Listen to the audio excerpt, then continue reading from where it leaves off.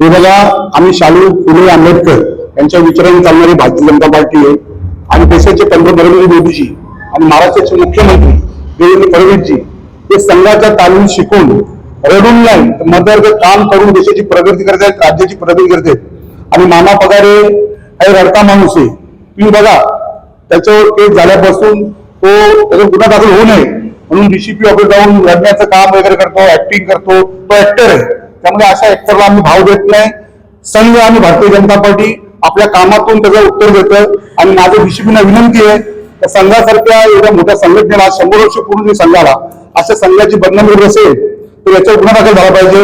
आणि माझे मित्र सचिनजी पोटे साहेब त्यांनी सांगितलं होतं की माननीय नंदूजी परब साहेब आणि संदीप माळी हे सगळे गुन्हेगार आहेत।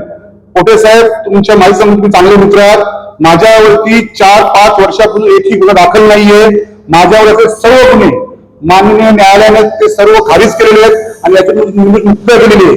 याच्या पुढे जर कोणी आम्हाला गुंड किंवा इतर काही घडवलं तर तुमच्यावरती कायदे गुन्हा दाखल करेन। आणि माझी पोलिसांना विनंती असेल की संघाविषयी वाईट बोलणाऱ्या मामा पगारेला त्वरित अटक करून याच्यावर गुन्हा दाखल करण्यात यावा।